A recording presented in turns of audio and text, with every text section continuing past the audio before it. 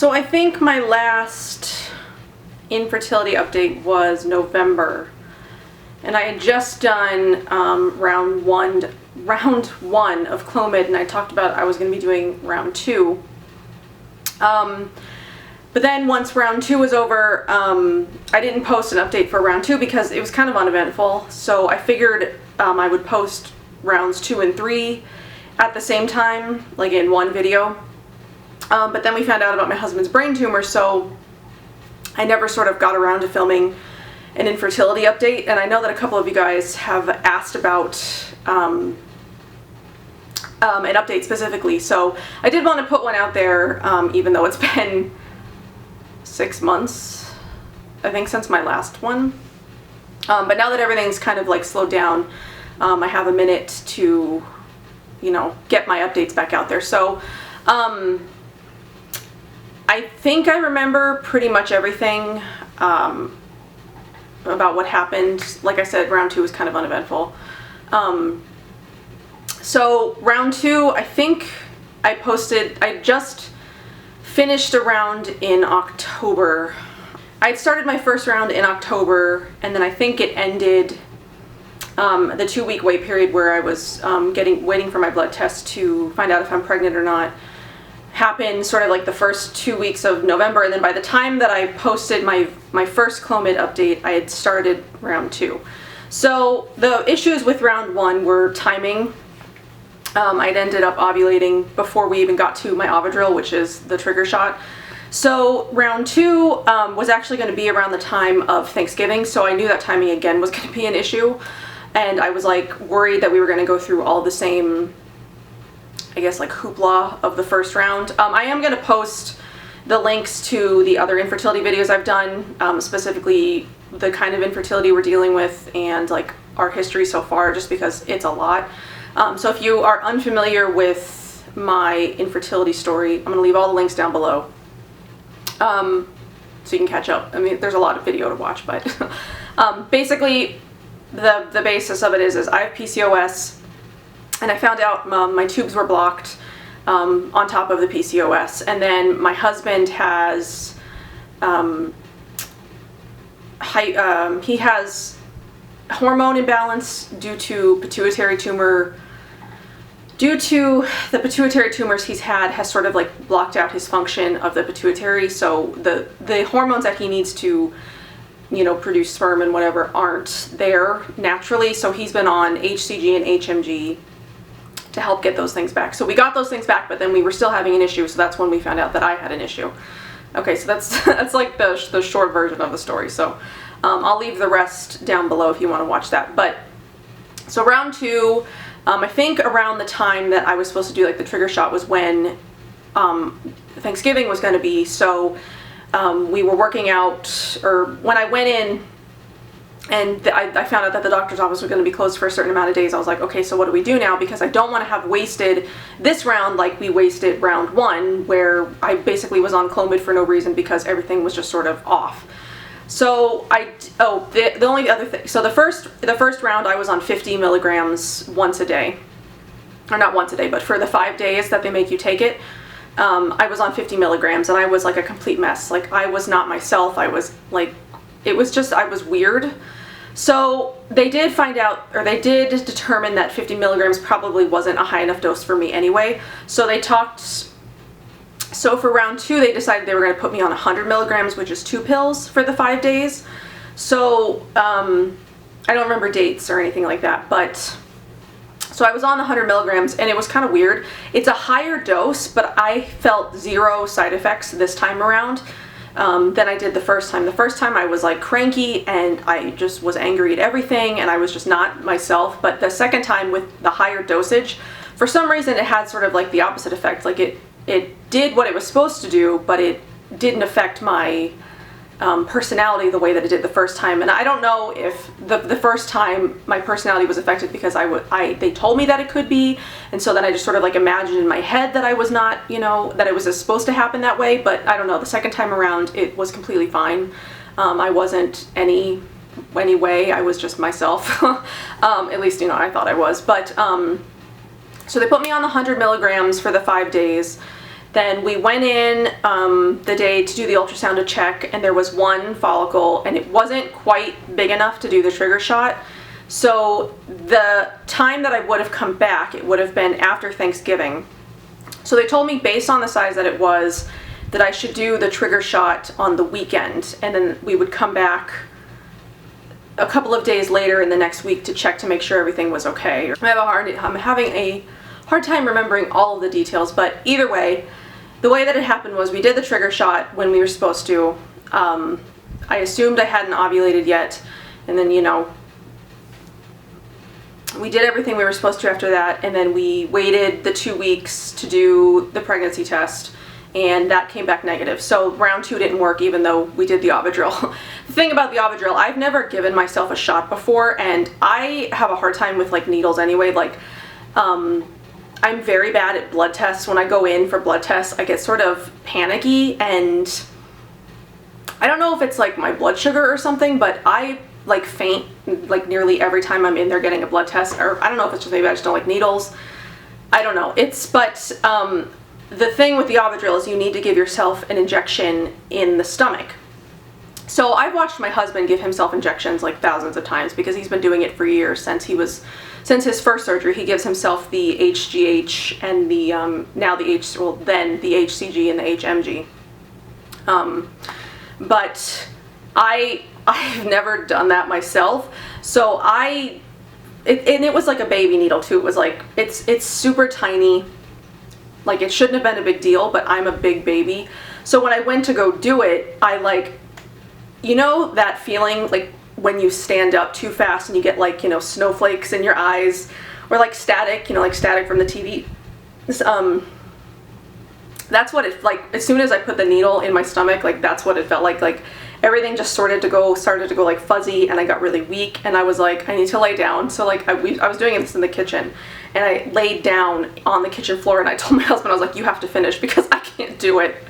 So I can't give myself shots, apparently, even tiny baby ones, because I about pass out. So he finished because I couldn't do it. So we did everything we were supposed to round 2, but it just didn't work out the way that it was, you know, the way that we had hoped it would.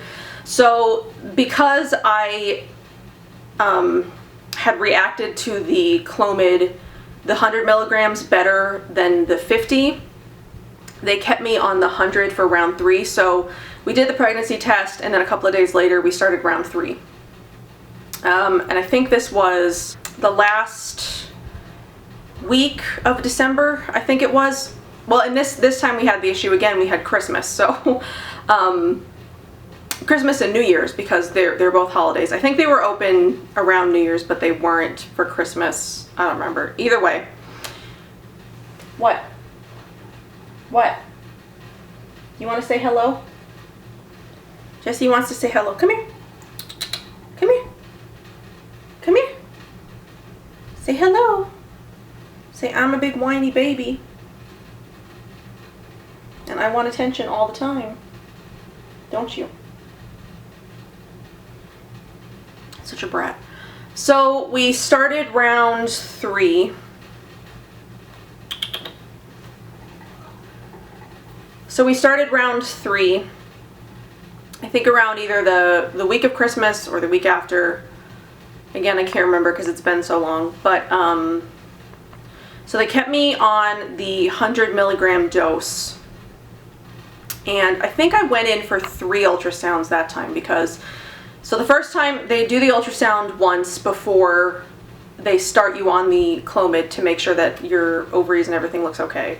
And that's always been fine. And then they start you on the Clomid for 5 days, and then you come back after 10 days, and they do another ultrasound to check on the follicles. So when we came in on day 10, it was either day 10 or 11, there was like 1, but it was still kind of small. So they were like, okay, come back in another couple of days. So I think we came back day, I don't know, it was like 15, between 15 and 18. I can't really remember. And then when we went back in between day 15 and 18, I can't remember which day it was, they told me that there were 3 that they could see. 2 that were like ready, and then one that was sort of like a maybe. So there was potentially 3 good follicles. So they told me to wait, I think like 1 day, and then I think it was January 2nd. It was either January 2nd or January 3rd, we did the Ovidril again. So this time I laid on the couch and my husband did it to me. And that was better that I didn't have to do it myself, but I still laid there with my eyes closed because I was like freaking out about it because I don't like needles. How did I get into this mess if I don't like needles? I don't know.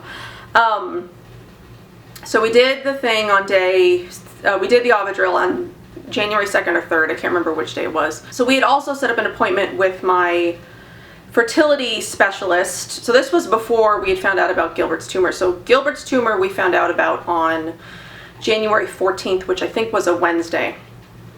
So on January 6th, we were scheduled to go in to see our fertility doctor again because given our history, we were sort of like expecting this round 3 to not work, even though we had like a higher chance of success this time than any of the other times. So we went in to go talk to our fertility specialist, and she talked about like the next step. So she said, you know, I have a really good feeling about this round, but if it doesn't work out, we talked about doing IUI because we had always said in the beginning we would do 3 rounds of the Clomid, and if that didn't work, we would do 3 rounds of IUI, and if that didn't work, we would sort of like reassess because IVF is expensive. So there are other options between IUI and IVF. There's like a mini IVF where it's more natural than IVF. It's less hormones, and you don't produce as much or as many eggs or as many follicles as you would like IVF, because IVF they want to do as many as they can for a higher success rate, but mini IVF is like half the price and it's more natural, I guess.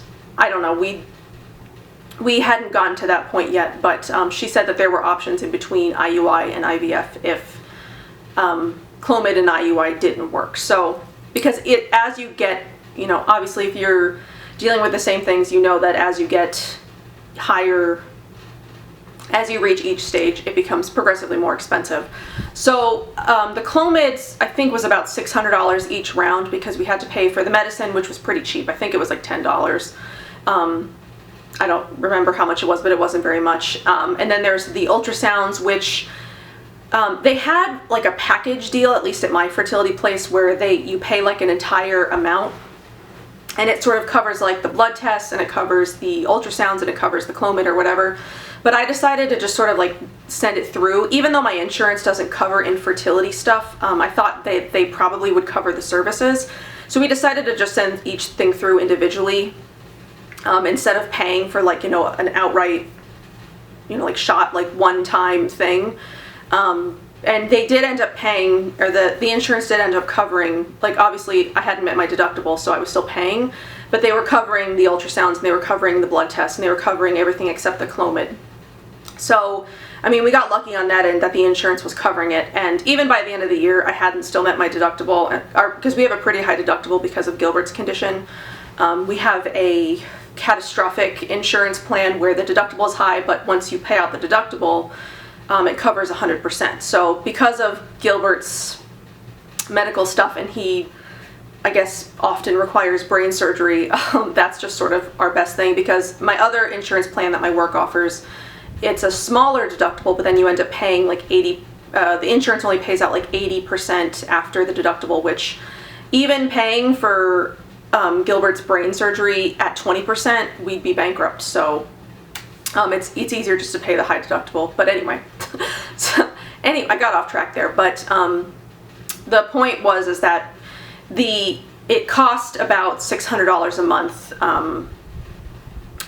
to do the rounds of Clomid, and then to do the rounds of IUI would cost about $1,300 a month because the insemination would be more. So we went to talk to our doctor about our next options because I wanted to know the specifics. I wanted to know like how much it would cost and all that. And so my doctor's office is in Scottsdale, and we live about 45 minutes away from the doctor's office. There's a satellite office in the city that we live in, but they only do limited things. They do the ultrasounds and they do blood tests, but if you have to do anything more intrusive or not intrusive, but more involved, like if you will have to do the IUIs or IVF or anything like that, that's all covered in the Scottsdale office. So to do the IUI would take more time out of our schedule because we'd have to go up to Scottsdale to do every single thing. So there'd be, the collection, there would be the insemination, there would be the ultrasounds, like all that would have to be taken care of up there. So I needed to know all the details of what was going to be involved, because we did want to start the IUI treatment if round 3 failed right away. So I wanted to have all of our ducks in a row. We did the Avadril on January 2nd or 3rd, like I said. We had my appointment on January 6th. Then we found out about Gilbert's brain tumor on the 14th. So I wasn't scheduled to get a blood test until January 18th. So we found out about Gilbert's brain tumor on the 14th, and that was really all that we were thinking about at that time, because we had, like, immediately started calling all of his doctors, and we started scheduling appointments, and it was hard to think about anything else. So January 18th was then a Monday, and I believe it was, what holiday is in January? Is it President's Day, or I don't know. It was a holiday because it was a Monday, because I know, because I had the day off. So on January 18th